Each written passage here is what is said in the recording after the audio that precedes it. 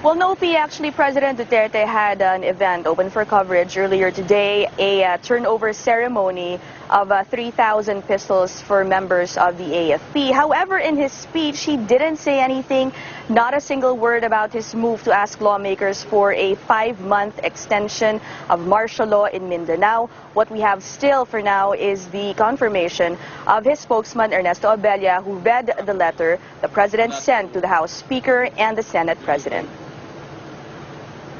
Upon a thorough personal assessment of the current situation in Marawi City and other parts of Mindanao, and taking into account the reports and recommendations of the Secretary of National Defense as martial law administrator, the Chief of Staff of the Armed Forces of the Philippines, AFP, as martial law implementer, and the Chief of the Philippine National Police, PNP, I have come to the conclusion that the existing rebellion in Mindanao, which has prompted me to issue Proclamation number 216 on 23rd May 2017, will not be quelled completely by 22nd July 2017.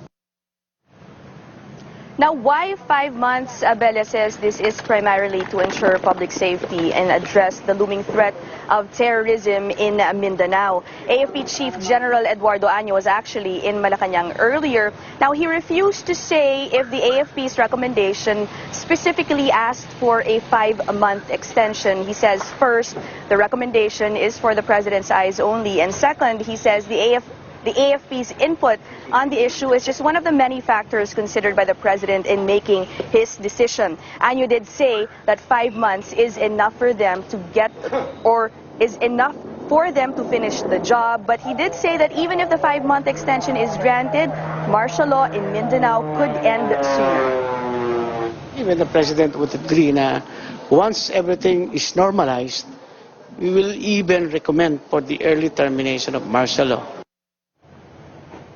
Now, the military has been saying that operations in Marawi over the past several weeks have been successful, but Año stresses that the Marawi rebellion is just one part of the bigger problem of terrorism in Mindanao. He says different local terror groups continue to operate in different parts of the region. These groups actually help the Maute group in Marawi. These include the Abu Sayyaf group and the BIFF. Now, apart from trying to degrade the capabilities of these groups, Año says they also need martial law to help secure order, especially in the first part of the rebuilding efforts in Marawi. Pia? So just how dangerous, Ina, are these terrorists still spread throughout Mindanao? Can they still occupy a city, for example, similar to what the Maute group tried to do in Marawi?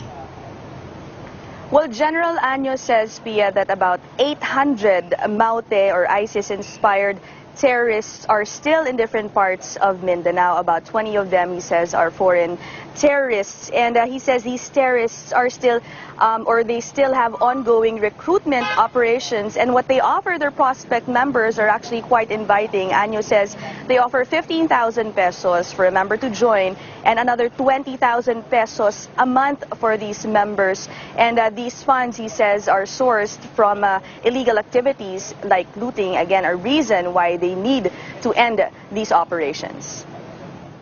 They're spread out in different areas of Mindanao, and we have enough forces to confront them. Ito rin ang ganda ng martial law because we restrict the limit of these armed groups.